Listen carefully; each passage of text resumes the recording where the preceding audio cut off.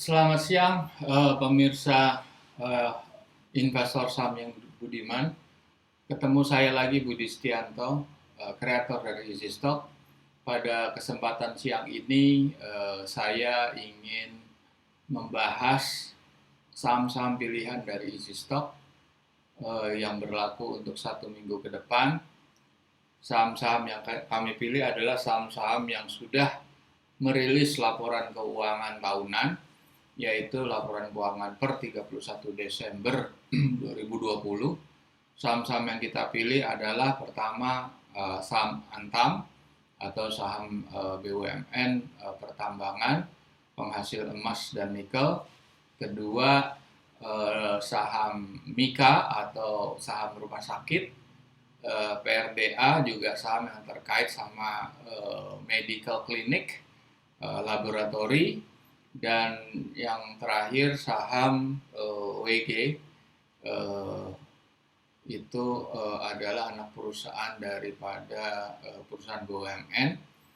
Dan keempat ini akan kita bahas apakah dari historinya mereka itu memiliki nilai upside potensial. Jadi apakah layak dibeli? Tentunya kita akan membandingkan dengan nilai wajarnya. Nilai wajar atau intrinsic value. Tentunya nilai wajar yang kami gunakan adalah nilai wajar yang menggunakan formulasi Easy Stock. Ya, Easy Stock itu sebagai perkenalan adalah aplikasi penilai nilai wajar saham yang Anda bisa akses secara free melalui mobile phone Android. Anda bisa buka Google Play, Anda klik Easy Stock seperti di layar Anda ketemu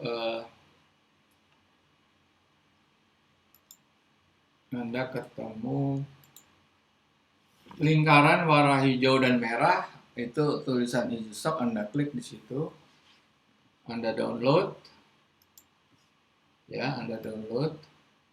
Setelah Anda download, Anda open. Oke, nah ini akan terlihat 4 bendera Indonesia, Malaysia, Singapura, dan Thailand. Pada masa periode ini Easy Stock baru dalam tahap pre-launching, sehingga hanya negara Indonesia yang ditampilkan. Kita belum masuk ke 3 negara target kita dalam tahap berikutnya. Dan di Indonesia kita tampilkan seluruh saham yang sudah listed, yaitu 723 emiten. Kalau nggak salah udah termasuk saham-saham yang baru IPO. Dan ini bisa Anda akses secara free. Anda bisa melihat berapa nilai wajarnya tanpa perlu Anda menghitung, tanpa Anda perlu mencari referensi, karena kami akan jelaskan bahwa formulasi Easy Stock ini kita peroleh dari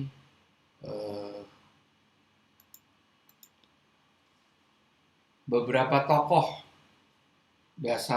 sebagai dasar appraisal dari saham Easy Stock, yaitu mengikuti pahamnya Benjamin Graham.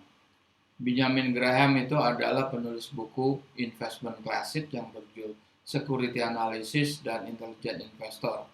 Kedua buku ini boleh dibilang atau dianggap sebagai Bible-nya daripada value investor.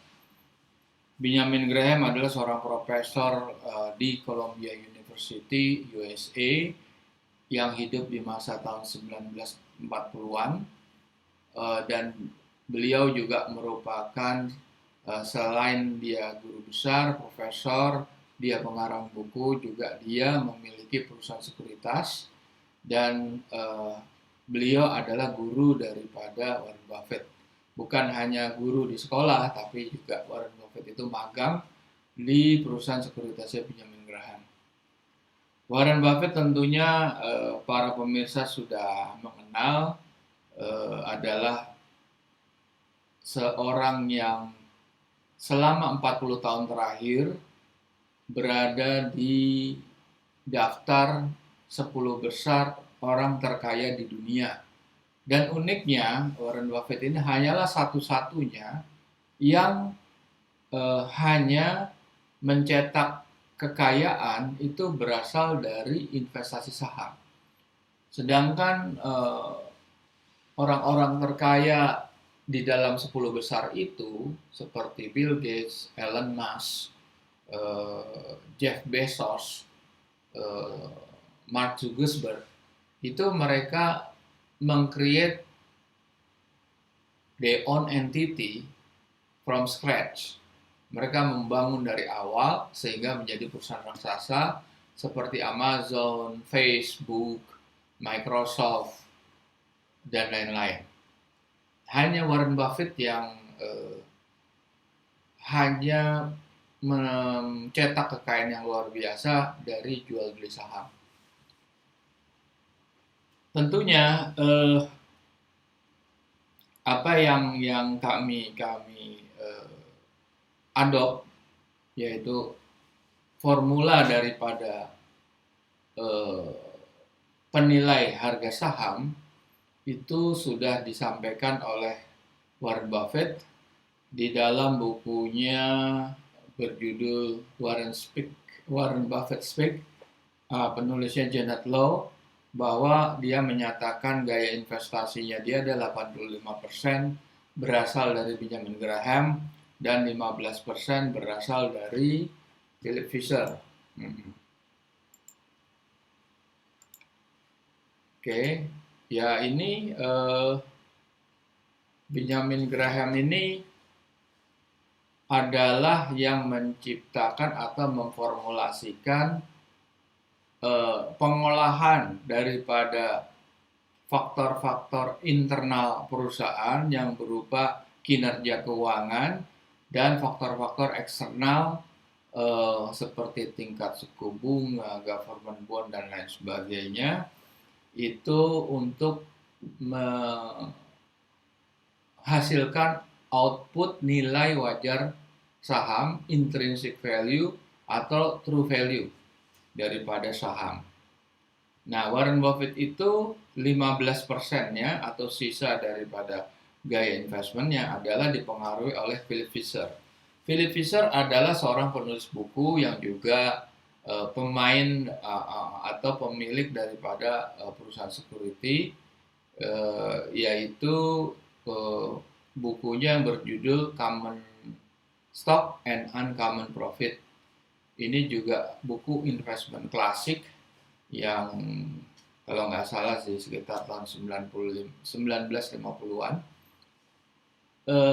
Akan tetapi gaya Philip Fisher ini outputnya bukan numbers, outputnya bukan nilai wajar, tetapi dia lebih memberikan output analisa kualitatif. Sedangkan Benjamin Graham itu analisa kuantitatif. Artinya kualitatif itu lebih sifatnya abstrak. Yang dianalisa atau yang dibahas di dalam bukunya atau di dalam filosofinya adalah misalnya terkait kepada management style, kepada leadership style, owner and management, bagaimana hubungannya, hubungan manajemen dengan employee, hubungannya dengan manajemen dengan employee union atau serikat kerja, lantas bergerak kepada struktur organisasi, lantas membahas kekuatan, strength daripada brand produknya, brand name-nya, kekuatan dari channel distribution, kekuatan dari sales force organization, dan sebagainya. Seperti juga ada secret recipe-nya apa.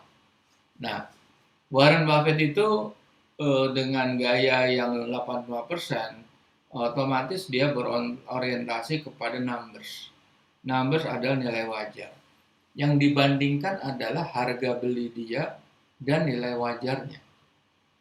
Nah, nilai wajar dengan gap-nya seperti seberapa, itulah yang menjadi pertimbangan Warren Buffett. Misalnya kita menemukan harga suatu saham pada saat ini dijual dengan Rp1.000 dan kita menemukan atau kita mengkalkulasi nilai wajarnya 1.500, tentunya itu yang disebut upside. Nah, di dalam nilai wajar itu memang ada dua, seperti yang kita sering atau para pemirsa pastinya juga sering mendengar, atau mungkin Anda memang pemain profesional di situ sebagai technical analysis, Anda tahu namanya support dan resistance, tertinggi dan terendah. Sama juga nilai wajar saham dengan pandangan fundamental juga ada tertinggi dan terendah. Nah, akan tetapi kalau Anda mengenal lebih jauh Warren Buffett, beliau ini tidak selamanya mengikuti pola numbers, atau kalau istilahnya dalam istilah umumnya adalah istilah umum dari trading saham adalah kalau nilai wajarnya lebih tinggi daripada harga pasar saat ini, itu namanya harga di bawah daripada nilai wajar, atau yang kita kenal dengan istilah undervalue. Sedangkan kalau harga itu di atas nilai wajar, ya kita kenal dengan namanya overvalue. Nah, antara terendah dan tertinggi itu pasti ada yang di antara, in between. Yaitu harga itu bisa aja in between di antara tertinggi dan terendah. Ya.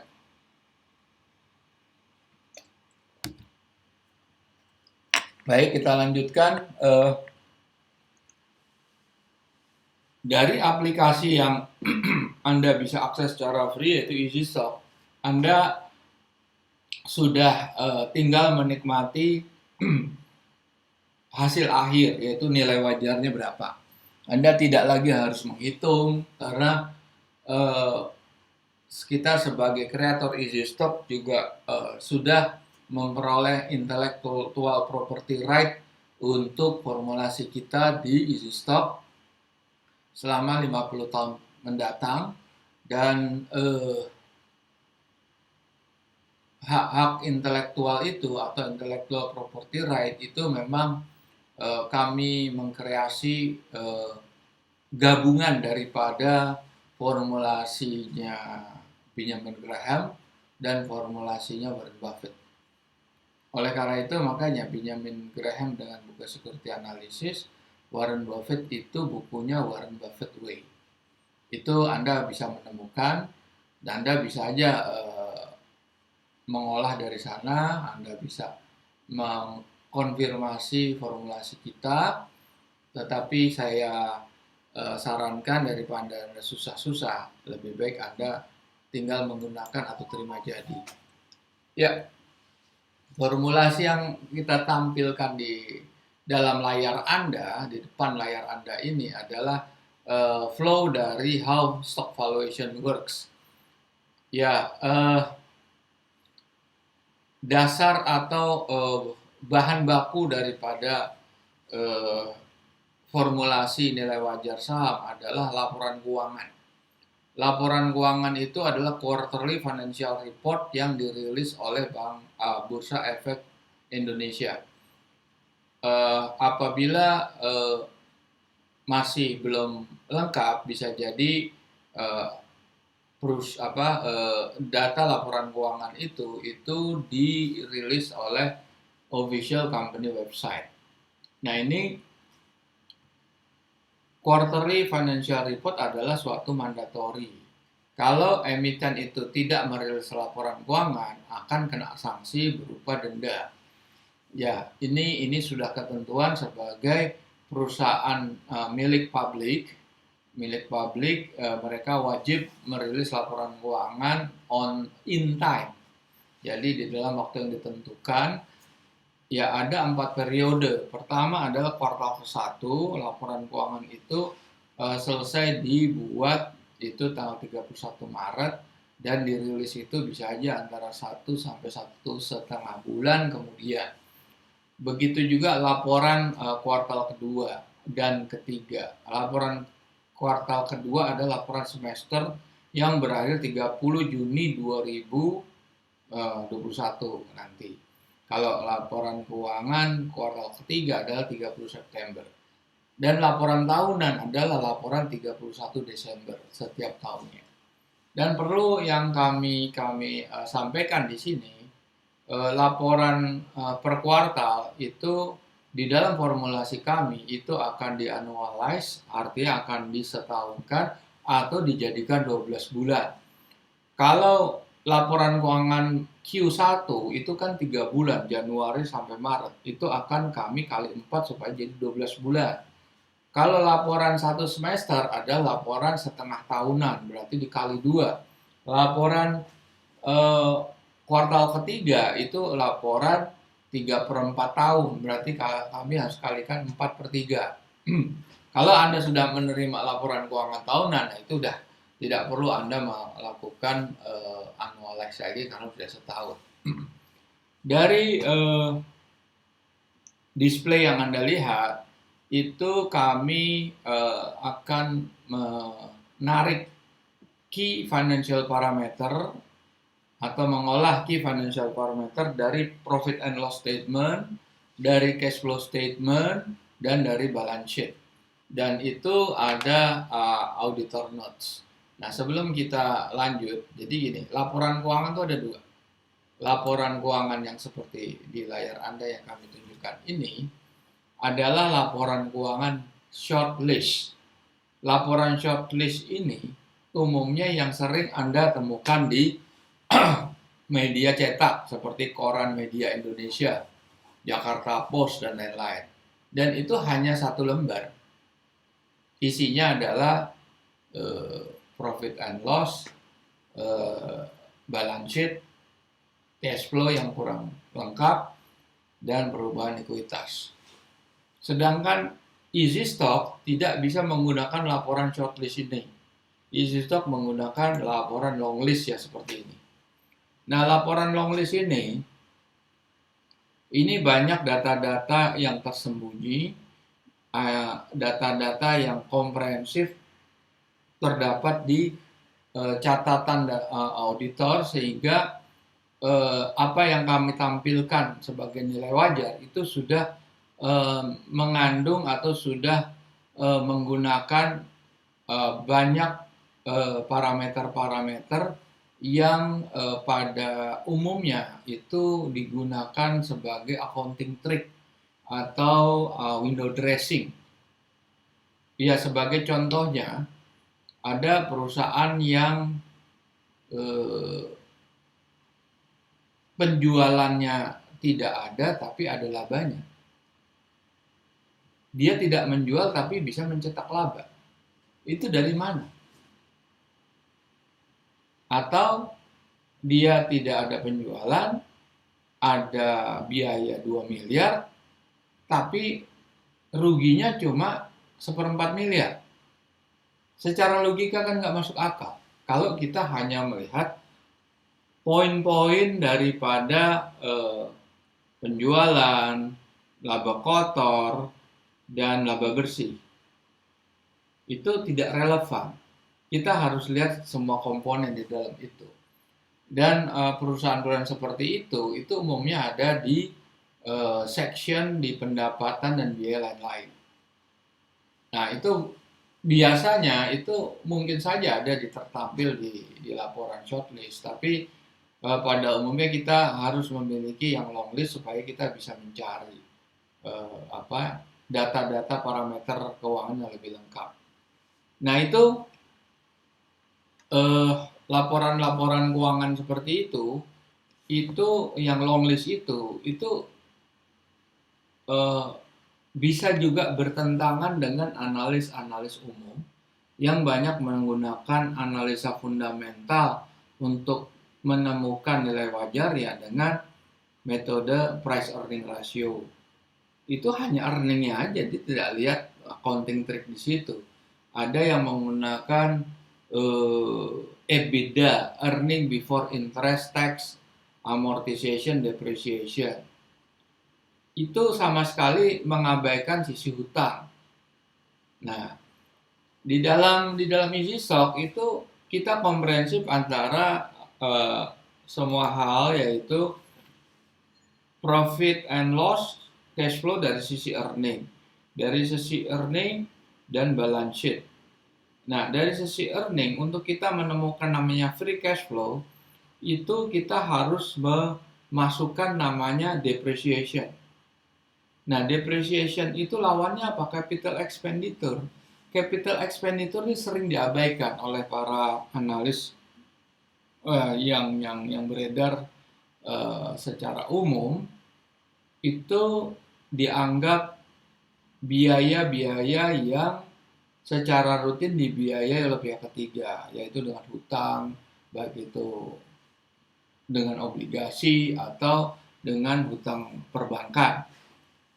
Tetapi kenyataannya, setiap perusahaan itu setiap tahun harus spending biaya capital expenditure yang ditujukan untuk apa? Pengembangan usaha. Apa saja di dalam pengembangan usaha? Itu dia bisa membeli pabrik untuk ekspansi, meningkatkan produksi, bisa juga dia membuka cabang baru, mengembangkan market, bisa juga dia membeli teknologi baru, bisa juga dia meningkatkan R&D, bisa juga dia meningkatkan hal-hal yang terkait sama goodwill. Nah, itu banyak sekali dan itu sudah kami cantumkan, sudah kami masukkan di dalam olahan daripada penghitungan nilai wajar saham. Nah, itu apabila Anda lihat dari caption di layar Anda, free cash flow itu adalah suatu komponen yang sangat penting. Apabila Anda betul-betul real business, itu Anda akan memperhatikan berapa uang yang Anda pegang, baik cash on hand atau cash on bank. Nah, sedangkan harta-harta liquid lainnya itu adalah suatu harta yang bisa dilepas dalam waktu kurang dari 1 tahun. Yang liquid, betul-betul liquid. Pertama ada di sisi current asset. Nah, dari sisi current asset pun ada accounting trick seperti biaya dibayar di muka, prepaid tax, tax advance, prepaid expenses, dan lain sebagainya. Segala yang dibayar di muka itu sebetulnya harus diabaikan.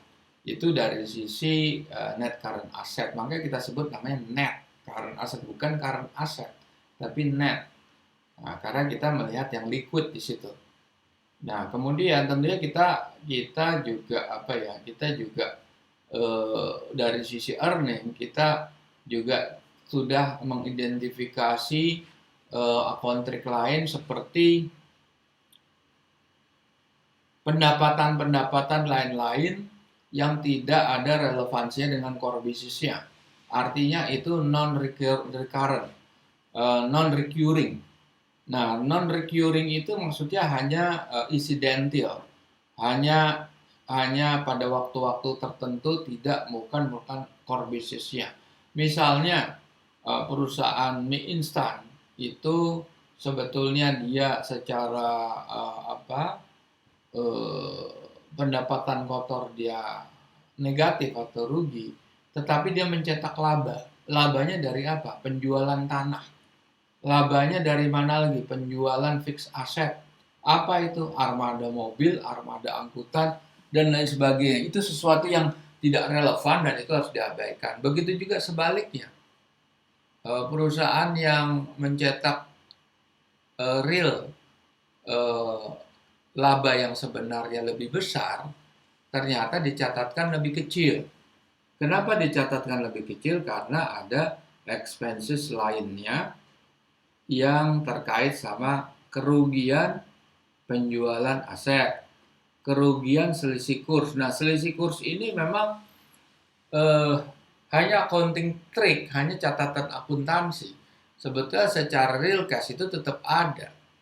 Nah, kalau kecuali dia belum, kecuali emang dia sudah merealisasi penjualan daripada mata uang asing itu.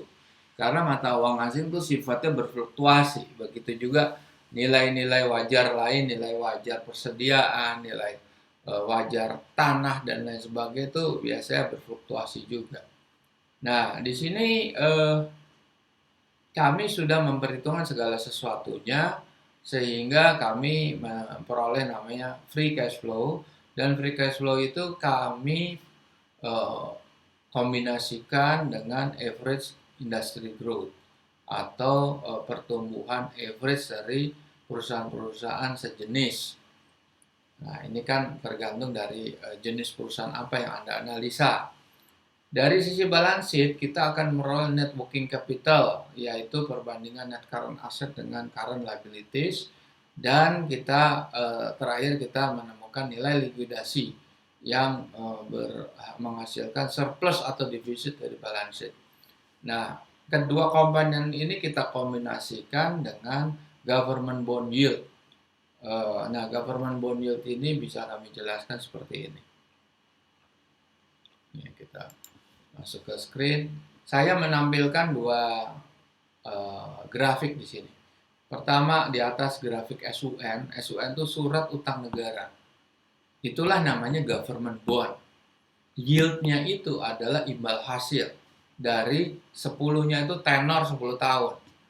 Nah, yang di bawah itu adalah indeks harga saham gabungan.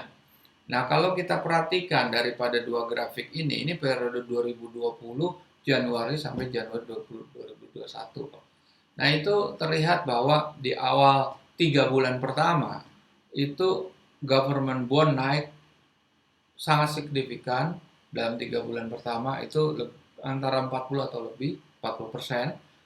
Dan IHSG juga mengalami kontraksi penurunan lebih dari 40%. Setelah itu IHSG mulai bergerak naik, government bondnya juga menurun.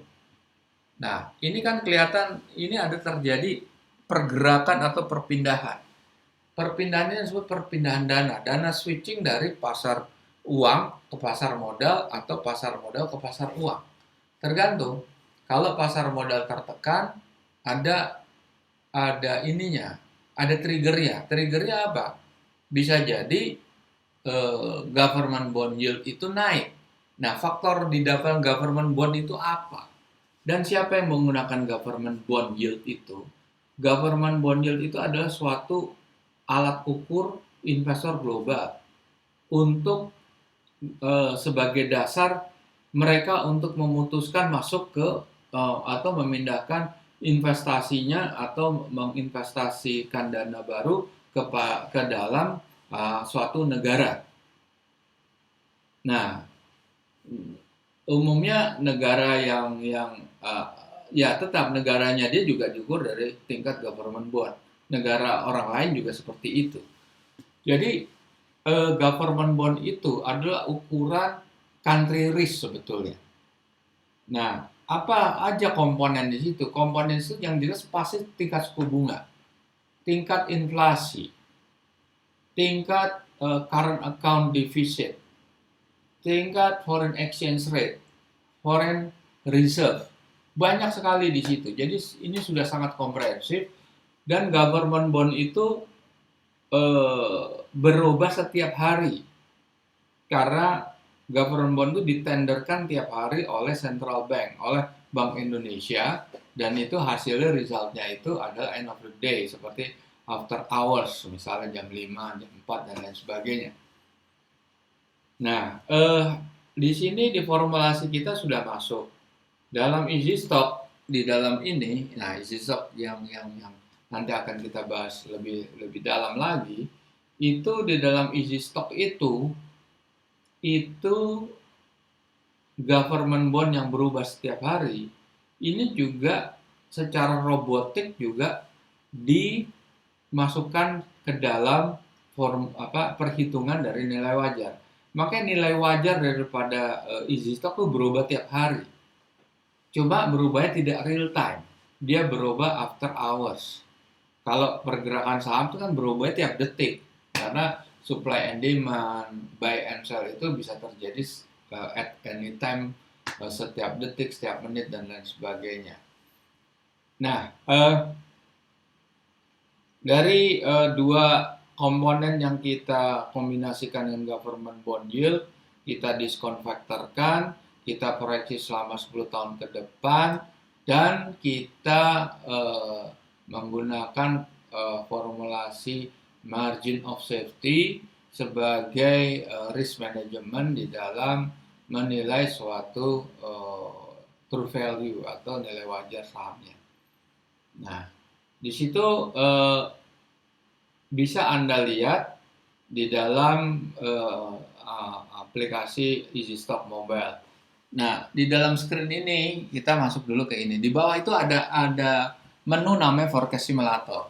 Gunanya apa Forecast Simulator? Ini adalah suatu akses free of charge yang bisa digunakan oleh para pemirsa sebagai pengguna Easy Stock yang memiliki bisnis startup atau yang memiliki perusahaan yang punya rencana untuk go public di kemudian hari, atau hanya sekedar Anda ingin mencoba-coba berapa nilai wajar perusahaan Anda. Jadi bisa Anda menggunakan forecast simulator, bisa Anda klik di sini forecast simulator. Nah, ini akan ada data-data yang harus Anda isi, yaitu PT-nya namanya apa, bidang usahanya apa, subbidangnya apa, lokasi di mana, di kota mana, dan email address Anda. Nah, setelah Anda isi ini, Anda klik check mark warna hijau, Anda klik, nah ini ada berapa parameter yang harus Anda isi. Nah, reportnya itu terserah Anda mau masukkan report yang kapan, report 2020 Desember kah, atau tahunan, atau tahun lalu, atau semester lalu, dan lain sebagainya. Terserah Anda. Nah, ini komponen-komponen ini sesuai dengan rumus yang kami tampilkan. Revenue average growth atau average industry growth. Dan itu bisa Anda perkirakan, estimasi, bisa juga secara historical perusahaan Anda atau perusahaan tetangga yang sejenis atau perusahaan di wilayah Anda. Itu relatif Anda bisa masukkan growth, estimasi growth, bisa aja negatif, dan lain sebagainya. Berikut adalah parameter government bond yang ini default ya, jadi tidak bisa bisa diisi andaikan Anda punya prediksi yang berbeda, karena itu angkanya bisa Anda bikin plus minus saja. Di situ terus 675. Anda mau buat 6,95 bisa. Kemudian capital expenditure atau belanja modal. Perusahaan-perusahaan yang tidak melakukan belanja modal itu namanya perusahaan yang tidak berkembang, tidak mau melakukan investasi untuk mengembangkan ke depan. Bisa jadi perusahaan-perusahaan ini prospek industrinya atau prospek kompetisinya dia sudah terbatas atau rendah daya saingnya gitu. Sehingga mereka enggan untuk melakukan pengembangan. Kemudian parameter net income after tax, hutang jangka panjang, hutang jangka pendek, dan di tengah itu ada intrinsic value discount 30%, itulah margin of safety. Itu tidak bisa diganggu gugat karena itu rumusnya Benjamin Graham. Ya mungkin suatu saat bisa aja dirubah sih, tapi untuk saat ini kami sebagai kreator daripada Easy Stock mengunci itu supaya tidak bisa dirubah dalam stock forecast simulator. Listing stock, Anda belum go public, Anda lihat aja saham yang beredar menurut akte perusahaan atau akte perubahan, dividen dan lain sebagainya, ekuitas, net current asset, sehingga ini angka-angka tinggal Anda isi, Anda klik check mark warna hijau, Anda keluar intrinsic value. Kalau closing price Anda nggak, atau Anda belum go public, volume juga enggak. Oke. Sebelum kita masuk kepada Easy Stock, kita lihat dulu perusahaan-perusahaan yang akan kita bahas sesuai dengan judulnya Aneka Tambang. Ini baru rilis laporan keuangan tahunan. Itu kita lihat dia malah menurun. Nah, ini emang terjadi kenaikan di sini. Terjadi kenaikan, semua perusahaan saat itu naik karena pada saat itu eh, semua aspek usaha di dunia mengacu kepada harga minyak. Harga minyak waktu itu naik 2,5 kali lipat dari April 2020 sampai Desember itu naiknya 2,5 kali lipat. Dan yang lain juga naik mengikuti seperti batu bara, CPO, dan lain-lain. Nah, khususnya untuk saham Antam ini kita lihat dari sisi oke. Dia kan menghasil emas dan nikel. Emasnya gimana turun? Emasnya turun kan? Nikelnya gimana? Turun juga anjlok. Nah, bisa jadi karena pengaruh berita global, terpengaruh harga komoditi global, Antam menurun. Jadi kalau dilihat dari harga dan informasi fundamental umum itu saham ini kok lagi menurun, lagi trennya negatif. Saham Mika ini mestinya saham-saham yang memiliki advantages, ada competitive edge pada saat masa pandemi karena dia berbisnis di rumah sakit, berbisnis di kesehatan, hospital, medical care, dan lain sebagainya. Nah, itu sempat mengalami penurunan dan sekarang 3 hari itu naik. PRDA adalah perusahaan laboratory, blood testing dan lain sebagainya. Ini mengalami pergerakan yang mendatar flat antara mulai dari awal tahun sampai bulan Maret awal dan kemudian naik tapi cuma sehari terus turun lagi. Kita lihat nanti potensinya seperti apa. Saham WG adalah saham properti, Wijaya Karya Bangunan Gedung. Ini adalah anak perusahaan dari Wijaya Karya yang sudah go public juga dan itu grafiknya menurun. Kita melihat news apa yang ada di market. Antam bukukan penjualan yang turun dibandingkan tahun sebelumnya. Meskipun dia bisa menekan beban biaya pokok turun, dan selain itu beban usaha juga berhasil ditekan.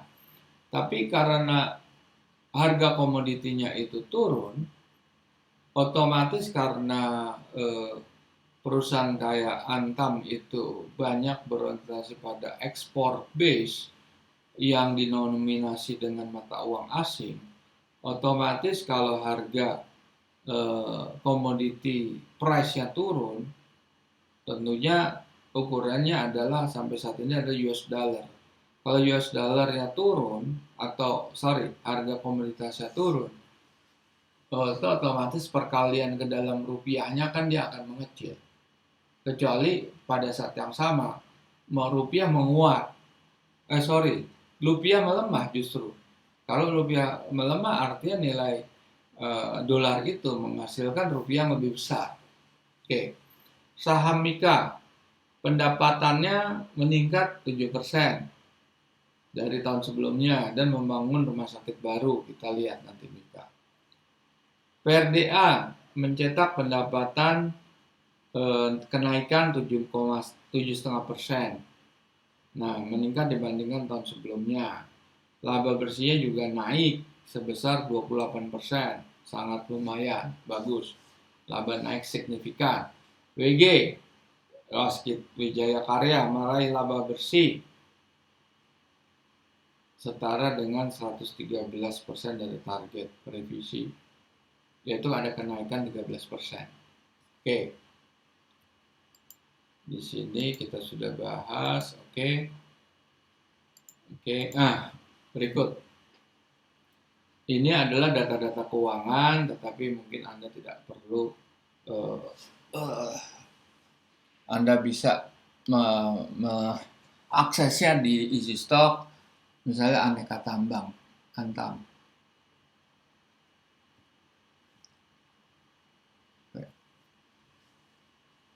Aneka Tambang. Ini Q3 padahal udah Q4 sebetulnya, tapi oke, ada kendala sedikit, tapi kita bisa lihat di sini data-data keuangan, ada revenue growth average, government bond, capital expenditure, sama seperti yang kita jelaskan tadi, free cash flow dan lain-lain. Dan di bawahnya ada market cap, yaitu perkalian antara jumlah saham yang beredar, listed stock, dengan harga pasarnya, closing price-nya. Return on equity, debt to equity, profit margin, gross margin, price earning. Anda bisa menilai di sini apakah nilai wajar itu masih pantas ditetapkan X rupiah dan lain sebagainya. Yang jelas formulasi kita adalah formulasi yang baku dan kita cuma menyediakan suatu fasilitas yang disebut stock simulator. Nanti Anda akan dapat penjelasan lebih lanjut. Dan ini ada fitur-fitur yang bisa Anda akses di Easy Stock seperti video profile, company profile, historical chart. Yang warga simulator ini berbayar. Ada premium apps yang nanti dilengkapi dengan best stock selection. Anda bisa memilih saham-saham menurut kriteria yang Anda mau, dan itu adalah bagian dari premium apps yang fee-nya adalah 150.000 per bulan sebagai Anda pengguna daripada Easy Stock. Baik, video profile Anda bisa akses. Video profile itu adalah video dari YouTube yang mengenai perusahaan itu sendiri, perusahaan Antam seperti apa, itu nanti akan Anda temukan di sini. Oke, penjelasan secara umum. Ini bisa juga digunakan oleh emiten yang akan merubah atau mengiklan, menjadinya video yang up to date, dia akan merubah. Sini dia akan bisa menghubungi kami langsung. Oke.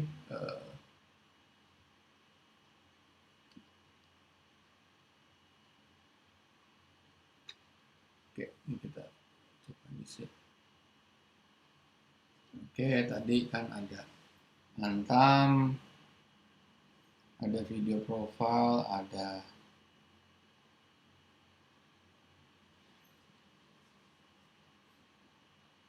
ya ini ada yang free lagi, historical chart. Historical chart apa nih? Nah, grafik 1 minggu, 2 minggu, sampai 6 bulan. Yang Anda lihat apa di situ adalah perbandingan antara valuasi dan harga. Di situ harga itu adalah warna biru,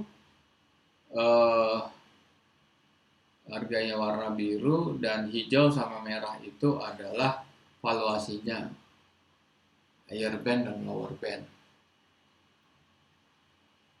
Nah itu Anda bisa lihat bahwa higher valuasinya itu di atas, berarti saham Antam ini masih under value. Kita lihat aja ininya. Di sini kan ada hitungannya nih. Ini udah Q4 nih. Antam udah Q4 2020 kan. Udah ada terakhir. Ini ada intrinsic value-nya. Tertinggi 3.810 dan terendahnya adalah 3.350. Di sini Anda bisa lihat bahwa apa perbandingannya. Ini perbandingannya sebetulnya dari ini nih. Anda lihat di sini. Anda bisa lihat Antam ya. Gap daripada harga ya. Nah, itu ada tuh. Anda lihat high. Nilai saham tertinggi 3.810. Low, nilai saham terendah 3.354. Closing price-nya itu harganya 2.270. Artinya ini masih mempunyai upside potensial. Upside potensial berapa? Tertinggi 68% dan terendah 48%. Jadi di sini Anda masih memiliki upside potensial Mungkin Anda harus mengetahui bahwa tadi kan saya sudah tunjukkan ada penurunannya. Nah, penurunan dari global price commodity.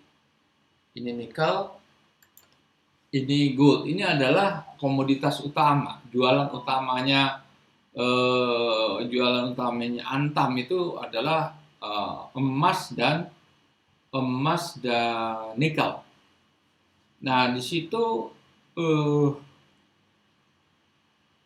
itu kan posisinya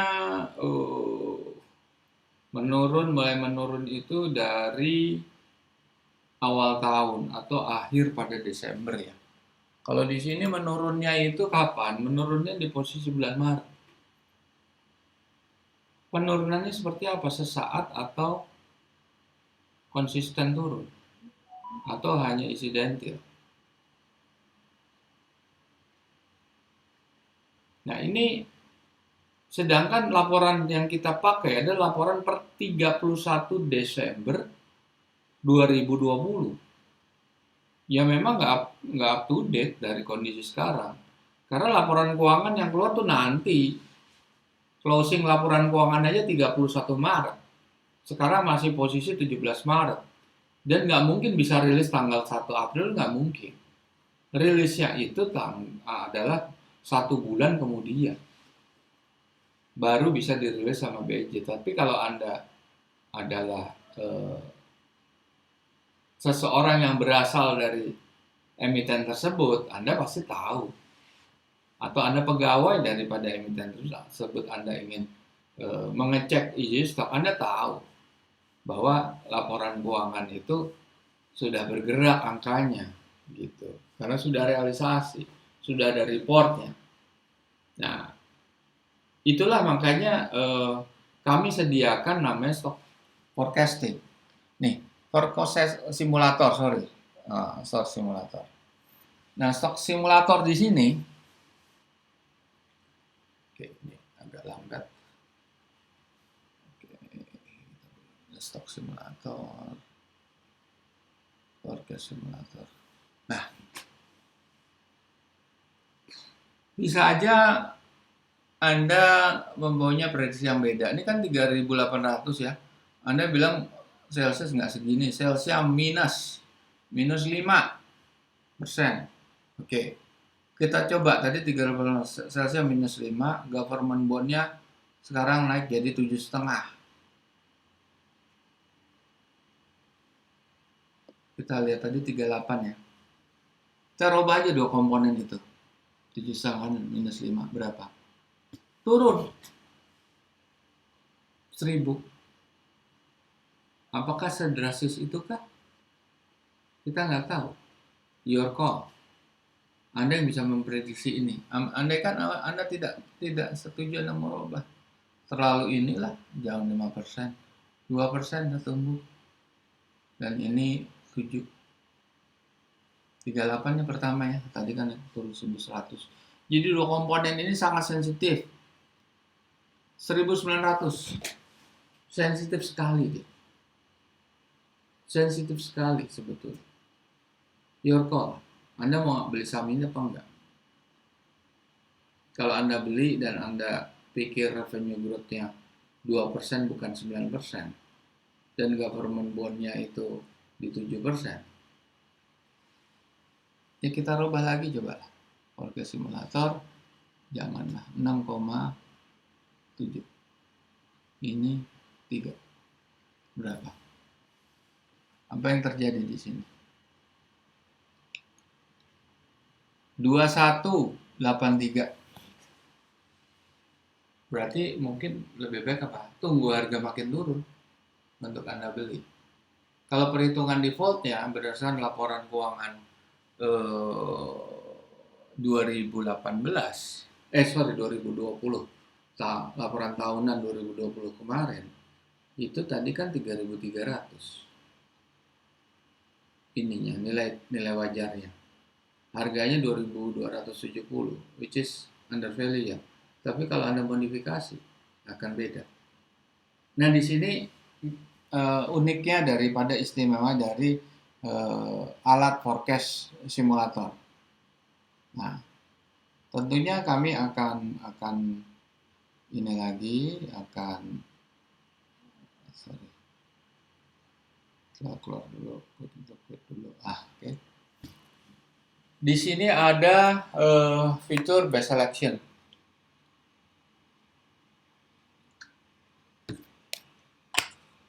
Kita klik best selection, ini juga fitur premium apps.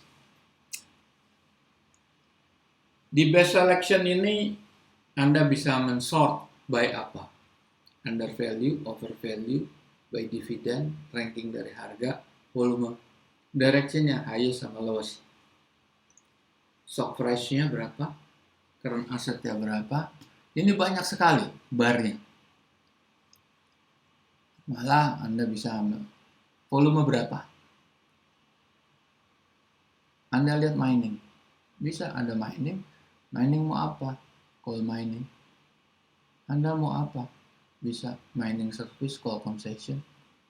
Anda lihat. Saya lihat yang under value aja.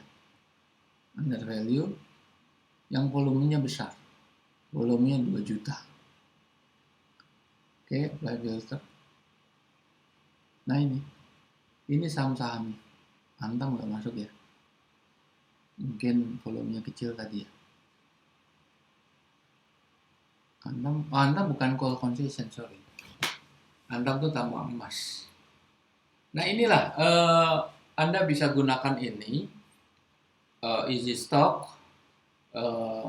Ya saat ini memang premium apps itu untuk aplikasi simulator dan best selection Anda harus bayar 150.000. Tapi mungkin tidak ada artinya dengan investasi. Kalau Anda mulai trading saham, kalau Anda bermain 2 juta, 1 juta, tidak ada artinya. Paling dikit Anda harus main di atas 5 atau 10 juta, paling sedikit. Dan angka 150 per bulan itu nothing sebetulnya.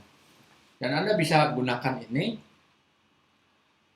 Anda apabila ada kesulitan untuk installment, bisa Anda hubungi, itu bisa ada kontak di aplikasi Stock kami. Dan kemudian ini kita bahas secara fundamental lagi. Antam memang kalau dilihat dari earning and liquidity-nya, jadi itu ada komponen net profit, after tax, net working capital, sama free cash flow.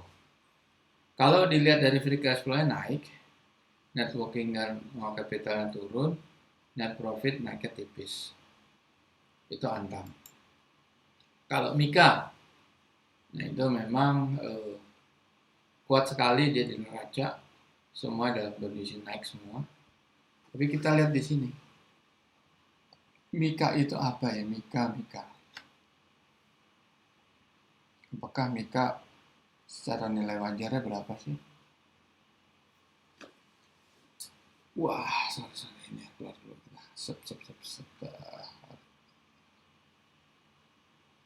Mika. Ya, Mika ya. Closing price-nya 2.950, nilai wajarnya 1.360. Is too high. Way too high harganya ya. Bukan berarti ini perusahaan gak bagus. Anda lihat fundamental di sini. Harganya sudah ketinggian aja. Karena sudah naik berulang kali mungkin. Kita lihat harganya coba di sini. Mika. Ini apa? Antam. Mika. Ya udah naik di periode bulan 11, naik lagi di periode bulan 1. Dia sih not bad ya. Not bad artinya dia itu free cash flow-nya positif, free cash flow-nya current asset-nya bisa nutup short-term debt karena net current asset 3 triliun. Utang jangka pendeknya 0,5 triliun. Utang jangka pendeknya 200 miliar. Udah bisa dipastikan balance sheet-nya surplus, dan kita pastikan para free cash flow-nya surplus. Ini perusahaan bagus. Perusahaan nggak masalah, cuma masalah harganya. Ya, seperti saya mau jelaskan di sini ya. Kalau Anda seorang pedagang mobil, jelas Anda familiar sama harga pabrik. Apa para pabrik Toyota Avanza keluaran 2021 atau 2020 Desember, itu Anda tahu price listnya dari Astra berapa, dari ATPM berapa. Nah, begitu masuk ke pasar bekas atau secondary, itu harga bisa bervariasi, tapi tetap ada standarnya. Tetap ada standarnya. Kalau di dalam pasar modal, mobil baru tuh ibaratnya adalah harga IPO. Waktu Anda beli sebelum masuk ke secondary market. Begitu masuk ke secondary market itu udah namanya saham bekas. Dan kita yang bicarakan ini bukan saham IPO. Ada saham-saham di secondary market, saham bekas. Saham bekas kalau mobil, Anda bisa cek di Google, Anda bisa search berapa sih harga standarnya Toyota Avanza tahun sekian. Ada. Range-nya ada dari dari dealer mobil atau apa. Katakan harganya range-nya Anda mau cari Avanza 2014 atau 15 dan itu range-nya 100 sampai 110 bisa. Oke, Anda cari mobil Avanza 2014. Anda lihat dan Anda menemukan, apakah Anda langsung bayar 100 juta? Ataukah Anda langsung bayar 110? Dia bisa aja menawarkannya 120. Anda beli. Mungkin harga 100 juta nggak worth it. Anda periksa kondisi ban, botak atau enggak. Catnya orisinal apa enggak. Ada sol-solan, ada tabrakan yang fatal tetapi sudah dipoles sedemikian rupa. Tapi Anda mengetahuinya, tentunya nilainya akan menurun. Kondisi mesin seperti apa? Perawatannya seperti apa? Kilometernya seperti apa? Mileage-nya seperti apa? Interiornya seperti apa? Catnya cat orisinal atau bukan? Sama. Apa yang kita lakukan di easy stock, itu yang kita lakukan adalah apa? Lihat kita revenue-nya.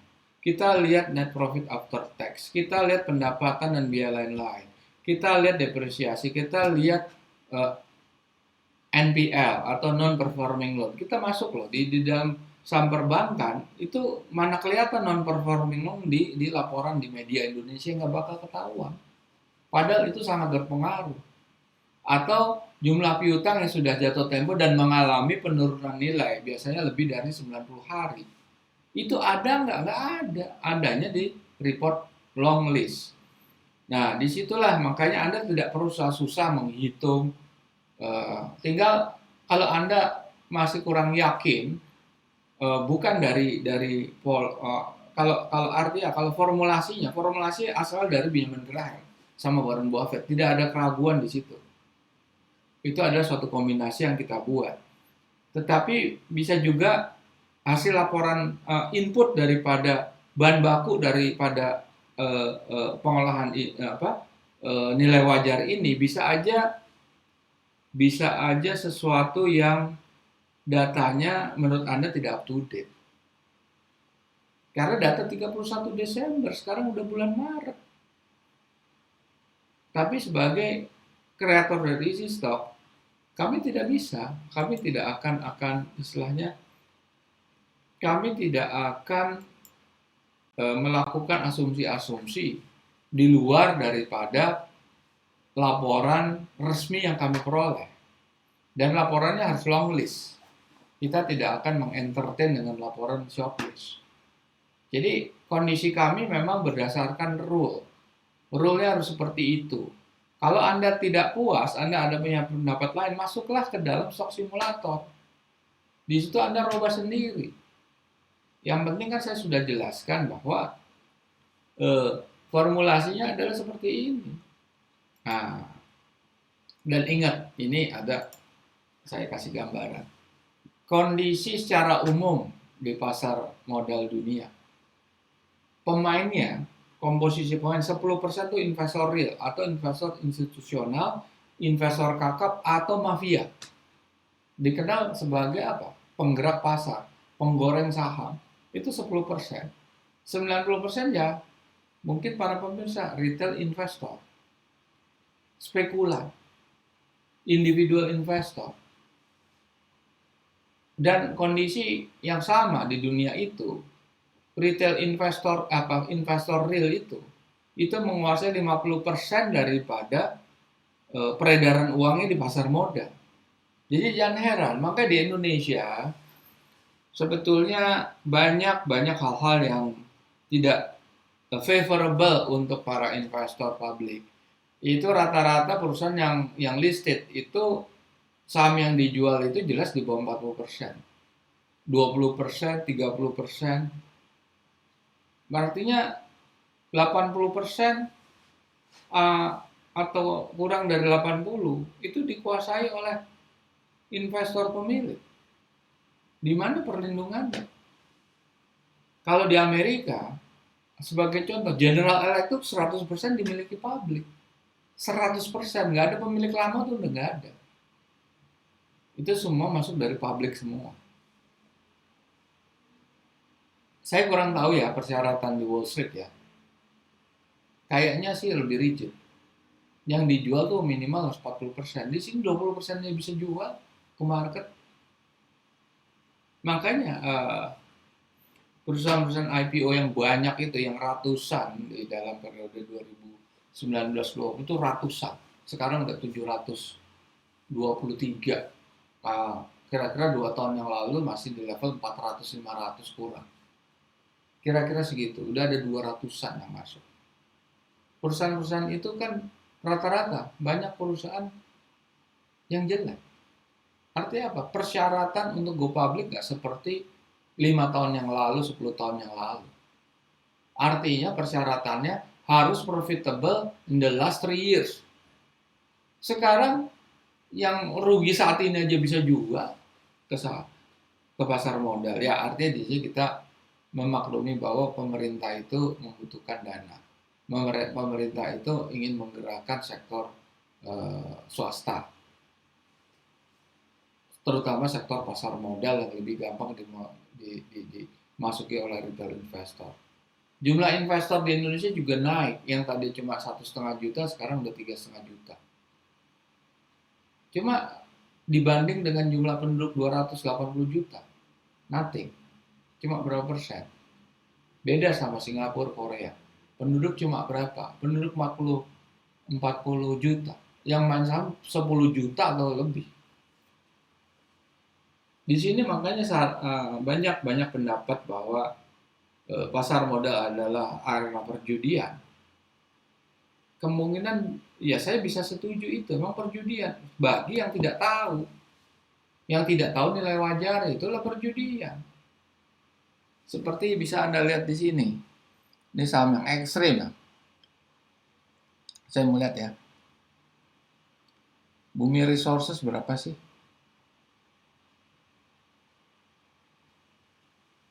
Bumi Resources itu lihat high value-nya negatif. Kenapa negatif? Negatif itu artinya tidak bisa dinilai. Makanya harga kan 50 perak.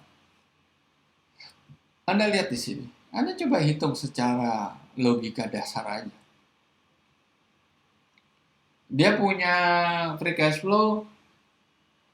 Lihat, free cash flow-nya negatif 2 triliun. Neracanya, net current asset 3,8 triliun. Utang jangka pendeknya aja 20 triliun. Ya udah pasti negatif ini. Tapi kenapa orang-orang bisa seperti ini?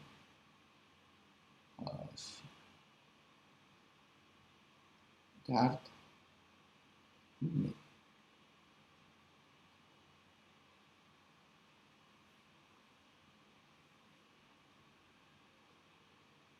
Nah, Anda lihat di sini.